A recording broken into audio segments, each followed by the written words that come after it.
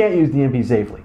Okay, I don't want to hear that you can't. Okay, there's no way to use it. I don't want to hear or see comments like, I used it and lost 50 pounds and nothing happened to me. Good, you're the exception. But realistically, you got lucky.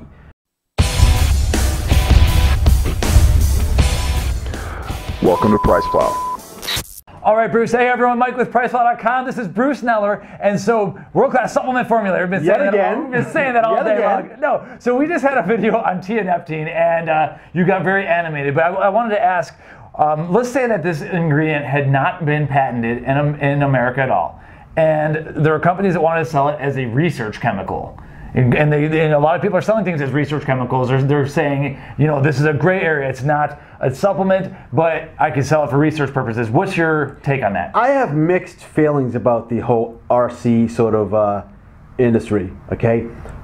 Typically when things are sold in like little baggies and can't easily be used by idiots, okay? And it can only be used effectively by people that have done at least rudimentary research on it, I'm less inclined to ban it, especially if there's no claim that it does something or it's safe. It says, hey, we'll use tianeptine for an example. This is a bag full of tianeptine and we're just going to sell you 5 grams for 50 bucks and that's the end of it. We're making no claim. We're not telling you to eat it or consume it. We're not making any efficacy or safety claims or that it's anything more than a bag full of tianeptine or whatever, okay? With some egregious exceptions, excluded. Things that are analogs or closely related to controlled substances probably should not be sold as research chemicals. But other things, I don't have a problem with it. And that's how the whole SARM industry kind of developed. I mean, SARMs were research chemicals, and when they were sold just as research chemicals, I didn't really have that much of an issue with it. You didn't? No, I really didn't, because there were so few people that were using it, and the people that were using it,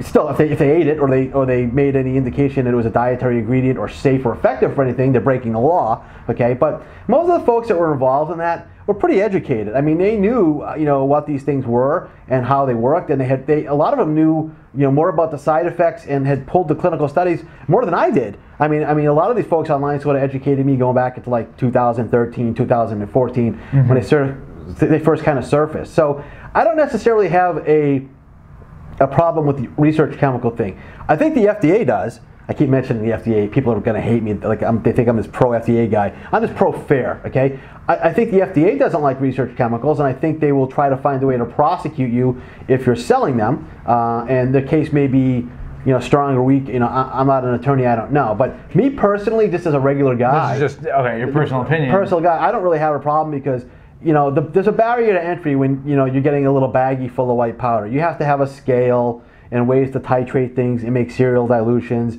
and it requires a pretty determined effort to use stuff. I mean, unless you're just going to dump a bag of white powder in your mouth, and there's idiots that might do that too. But for the most part, it requires a concerted effort and some research and some other equipment, to use it. So you get a little more feisty when claims start getting made. That's what I started realizing in that last video is. When it makes the transition, as a nootropic, or you're selling it as these things and not talking about the potentials or linking to the studies. So the issue I have is this. When it goes from something in a little white baggie with a label on it with no claims to what it is other than, say, the CAS number of the chemical and the IUPAC name of the chemical on the baggie, to something that's in a capsule and a little plastic white HTP 120cc round with a label on it, and it says dietary supplement on it, well, you've broken the law. It's not a dietary supplement because the stuff inside is not a dietary ingredient. Or when there's directions on how to use this stuff, are recommended like take 2 of these capsules a day.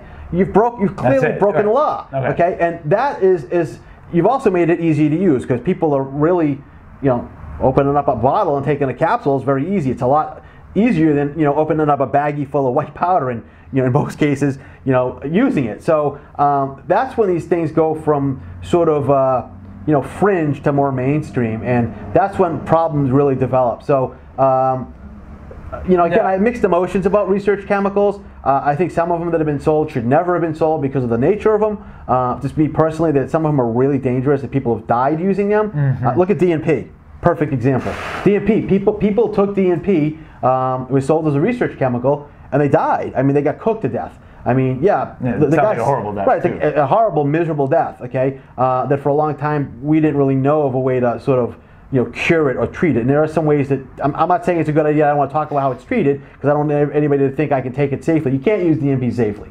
Okay, I don't want to hear that you can. Okay, there's no way to use it. I don't want to hear or see comments like I used it and lost 50 pounds and nothing happened to me. Good, you're the exception. But realistically, you got lucky. It wasn't because of any deft skill that you had. Okay, but putting that in a bag and selling it, that probably should never have happened. I know that people died. I guess there's no law against being stupid. Right? But again, we should have... We call them Darwin Awards for a reason. Right. SARMS stupid, right?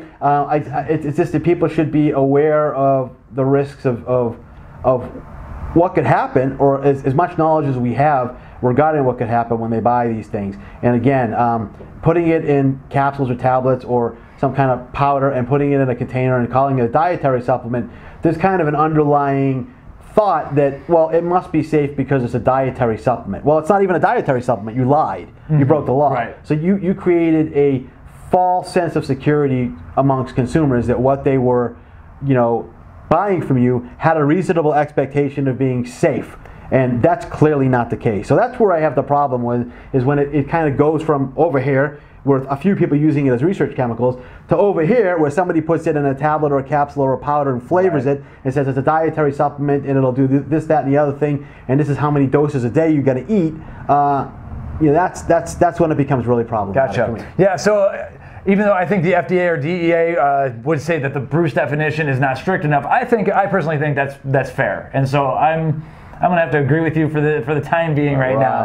Anyway, subscribe to the channel because we have a whole lot more coming, and Bruce has made a major announcement this morning, so you can check out that video. We'll link down to it below, and we have his hot new stimulant that is not yet out, but it is good. So it's only good. It's only good. I want it to be great. I said it good, like good. I'm kidding. Give an honest assessment. All right, thank you.